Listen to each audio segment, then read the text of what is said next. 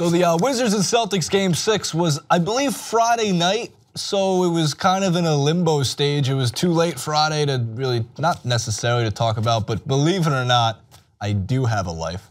I don't think anybody believes me though.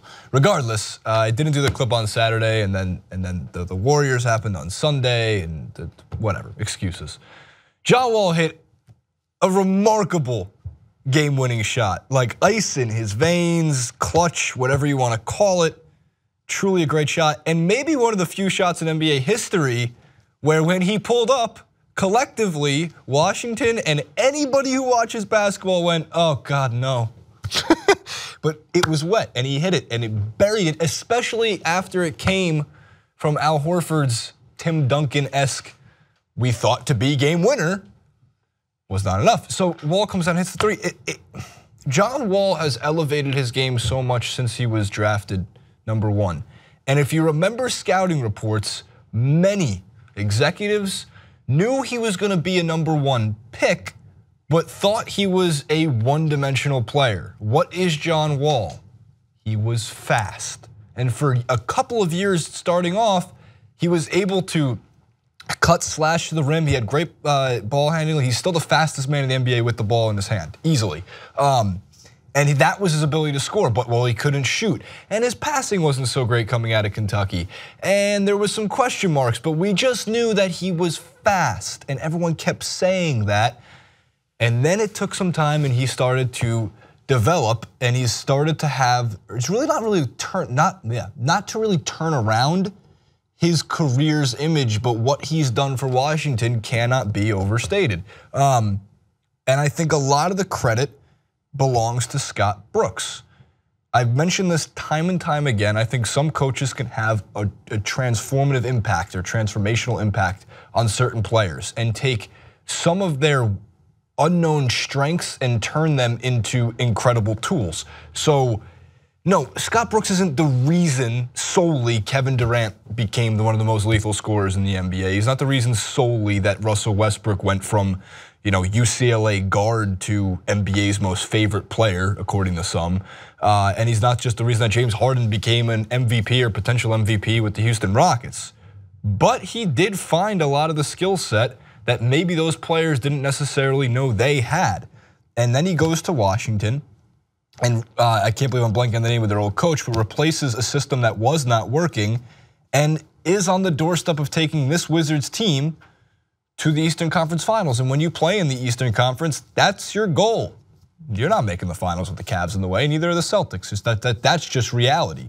So last year, the Raptors' success was based totally on, well, if they make the Eastern Conference Finals, they had a good season.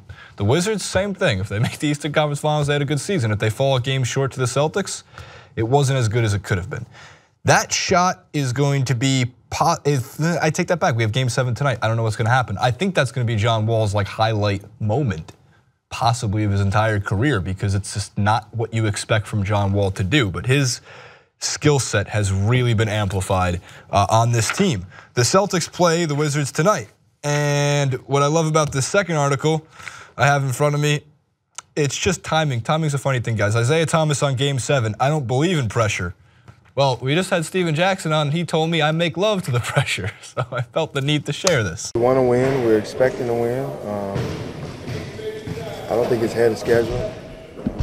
Just take it as it comes. Isaiah Thomas has had the toughest of playoffs. And I think it's worth reminding people that it doesn't get easier. What he's dealing with, what he's coping with, but he's found an escape. He's found basketball to channel what he's doing. And himself and his very close longtime friend and played AAU basketball with, Avery Bradley, had career highs in back-to-back NBA playoff games. I believe he had 29 in game 5 and was a 27 in game 6. I don't think that's the key to the Celtics winning game 7 tonight. It's not gonna hurt if Avery Bradley scores 30 points. He's just not the guy you would hinge your game 7 on. What you really need, like the most boring blanket statement analyst would ever say, you need your stars to show up and you need to take care of the basketball. The turnovers that the Celtics have committed in this series have been some of the most atrocious, blind-looking turnovers I've seen.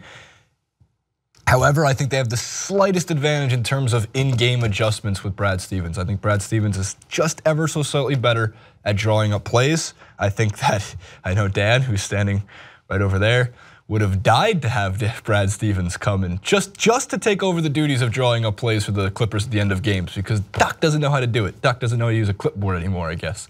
In this case, who knows? I'm betting the Wizards +5 is what I've decided, so I'm not sure if that affects anything you guys decide. And either way, Cavs are going to win the series in 4 games, maybe 5. We were talking just before also, the Wizards probably have a better chance of winning a game or 2 against the Cavs than the Celtics do, which is unfair to the Celtics, a team I really do like, but they have a better roster to compete with LeBron, Kyrie, Love. I don't need to name players, Darren Williams. Like, I don't know why he comes out as Darren Williams, of all people.